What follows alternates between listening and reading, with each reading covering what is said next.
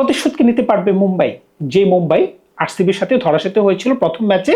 আজকে কিন্তু মুম্বাইয়ের সাথে আরসিবির খেলা।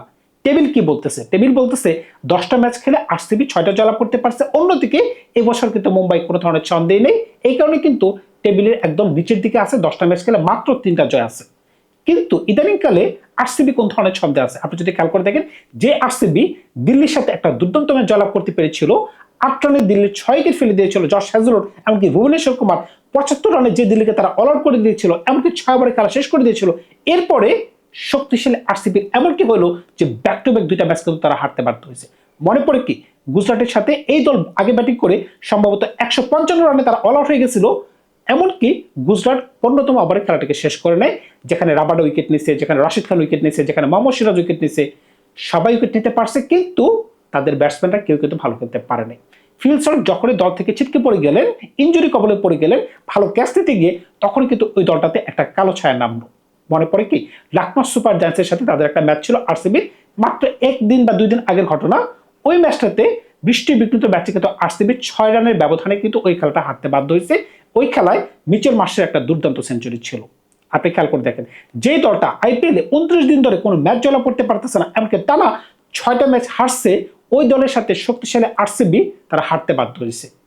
ওই দিন কিন্তু জশ হ্যাজেলউড 4 ওভারে 50 রান, এমনকি রাকেশ সালাম 4 ওভারে 53 রান দিতে সমর্থ হয়। তার মানে কি, 8 ওভারে যদি আপনার প্রিমিয়াম বলার 102 রান দেয়, তখন কিন্তু আপনি কোনোভাবেই বলতে পারতেছেন না যে আপনি ভালো ছন্দে আছেন। এমনকি জাকব ভ্যাতের ভালো খেলতে পারতেছেন না।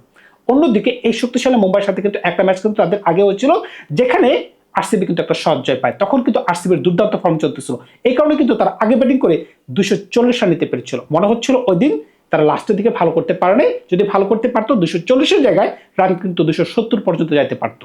হয়তোবা আপনি খাতা কলম দেখতে মনে করতে পারেন মাত্র 18 রানের ব্যবধানে মুম্বাই হারছে, কিন্তু কোনো সময়তেই কিন্তু এই খেলায় মুম্বাই ছিলই না। লাস্টের দিকে যদি হার্দিক পান্ডিয়া 20 বলে 41 করতে না পারতেন, এমনকি শেরফন রাদারফোর্ড যদি 31 বলে 71 করতে না পারতেন, তাহলে কিন্তু ওই খেলাটাতে তারা আরো বড় ব্যবধানে হারতে পারত। এখন মুম্বাইয়ের ইদানিকালে ফর্ম কেমন? মুম্বাই কিন্তু ইদানিকালে ভালো খেলতেছে। কেন ভালো খেলতেছে আপনি যদি খেয়াল করে দেখেন, যে লখনৌর সাথে আরসিবি হারতেছে, ওই লখনৌকে ধরাশায়িত করতেছে মুম্বাই। মনে পড়ে কি, এর আগের ম্যাচে যেখানে প্রায় 230 রানের কাছাকাছি লখনৌ নিতে পেরেছিল আগে ব্যাটিং করে, ওই রানে তার কিন্তু 18তম ওভারে কিন্তু ওই খেলাটাকে শেষ করে দিয়েছিল মুম্বাই। কিভাবে? যেখানে রায়ান রিকটিলন এমনকি রোহিত শর্মার দুর্দান্ত একটা 41 রানের 143 রানের পার্টনারশিপ হয়েছিল। এর আগেও কিন্তু এই মুম্বাইয়ের রোহিত শর্মা এমনকি রায়ান রিকটিলন কিন্তু 148 রানের একটা পার্টনারশিপ করেছিল কলকাতার সাথে, যখন তারা 220 রান চেস করেছিল একদম টুর্নামেন্টের প্রথম ম্যাচ। এরপরে আবার কিন্তু তারা জ্বলে উঠছে। আজকের ম্যাচে কিন্তু আবার হার্দিক পান্ডিয়া থাকবে।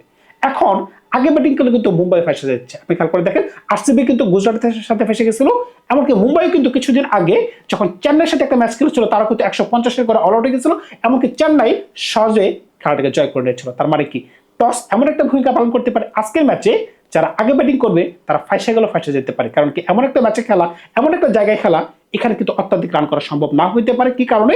এটা মুম্বাইয়ের ওয়ানখেড়ে স্টেডিয়ামও না, বেঙ্গালুরের চেন্নাই স্টেডিয়ামও না, এটা অ্যাডাপ্টেড আরসিবির একটা মাঠ।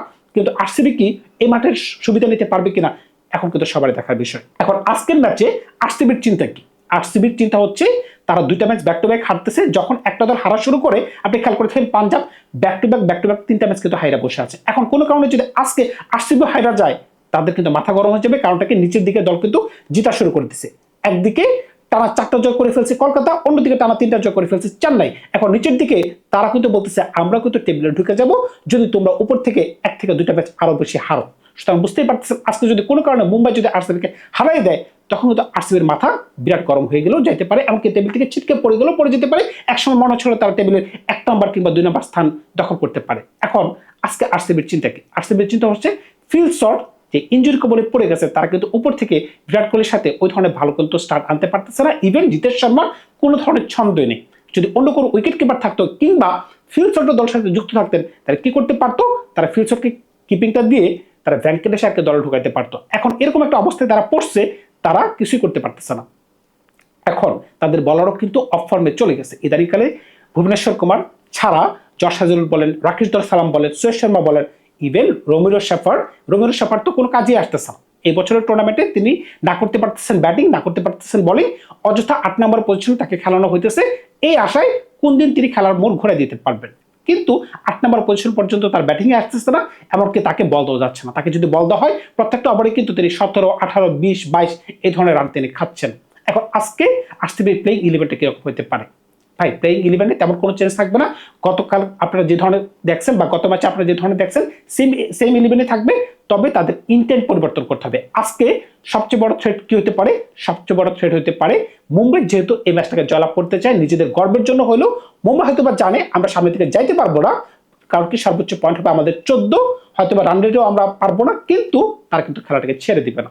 এখন আজকে কিন্তু জাসপ্রীত বুমরা যদি ভালো বল করতে পারে, আল্লাহ গানজাফর কিন্তু ভালো ফর্মে আছে, তিনি যদি ভালো বল করতে পারে তাহলে কিন্তু আরসিবির ব্যাটসম্যানরা ফাইসে গেলেও ফাইসে যেতে পারে। এখন আরসিবি দল যদি আপনি সাজানোর চেষ্টা করেন, বিরাট কোহলি, সেই সাথে জ্যাকব ব্যাথেল, 3 নম্বরে দেবদূত পাডিক্কেল, এই প্লেয়ারটা কিন্তু 3 নম্বরে ভালো খেলতে পারতেছেন।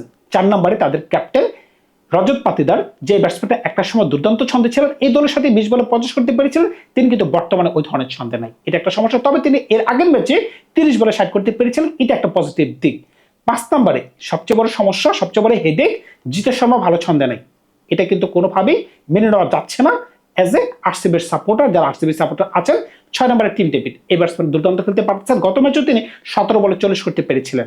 এরপরে 7 নম্বরে ক্রোয়ান পান্ডিয়া, তিনি যে ধরনের বাউন্স বল দেন, আমার কেন জানি মনে হচ্ছে লয়ের বহির্ভূত সেটা, মানে আইন বহির্ভূত সেটা। কারণ কি অ্যাজ এ স্পিন বলার আপনি কিভাবে গলা বরাবর বা কান বরাবর আপনি বাউন্স বল দিতে পারেন, এটা কোন লতে পড়ে সেটা আমার জানার খুব ইচ্ছা। আমি এত বড় ক্রিকেট বুদ্ধ নই যে এই বলটাকে লিগ্যাল বল কিনা বলা যাচ্ছে কিনা আমি বলতে পারতেছিলাম। 8 নম্বরে রবিউল শেফার্ড, 9, 10, 11, যেখানে Bhuvneshwar Kumar, Josh Hazlewood, Rakesh Darsala, impact sub হিসেবে সুয়েশ শর্মা, তাদের দল কিন্তু হয়ে গেছে। এখন যদি মুম্বাইয়ের দিকে দেখেন, মুম্বাই কিন্তু ভাই সবসময় খুবই শক্তিশালী দল। অন পেপারে যদি তারা ভালো খেলতে না পারে তাহলে তো কিছু করার নেই। আপনি খেয়াল করে দেখেন কি কারণে মুম্বাই এবছর ফ্লপ যাচ্ছে।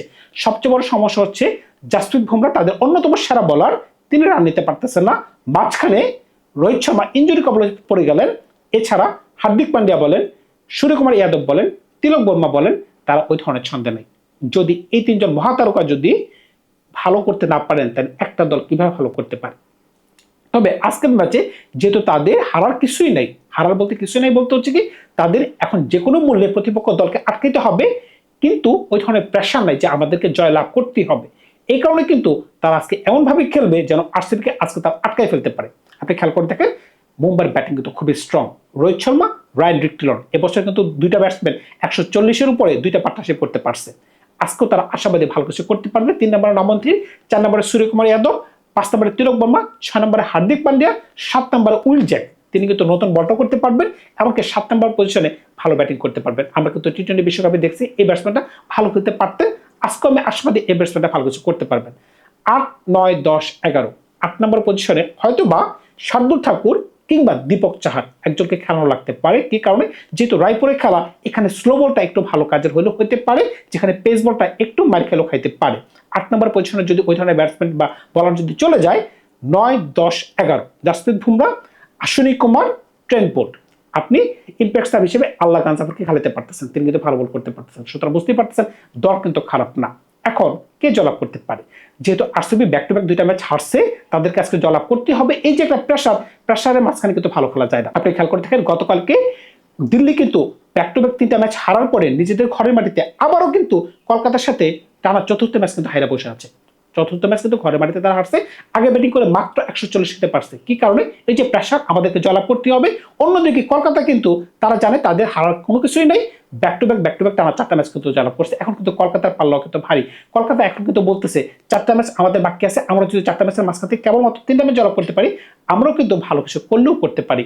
তারা বুঝতেই পারতেছেন আজকের ম্যাচে কোন দল জয়লাভ করবে সেটা খুবই বলা কঠিন হয়ে যাচ্ছে। তবে মুম্বাইয়ের পাল্লা ভারী মনে হচ্ছে। কারণটা কি? মুম্বাইয়ের হারার কিছুই নেই। জয় মুম্বাইকে একটা স্বস্তি দিতে পারে, তবে খুবই অস্বস্তিতে ফেলা দিতে পারে আরসিবিকে। কারণটা কি? টেবিলের শীর্ষস্থান তো তারা হারাইতেই পারে, এমনও হইতে পারে তারা কোয়ালিফাইড না হতে পারে যদি ব্যাক টু ব্যাক এভাবে তারা হারতে থাকে।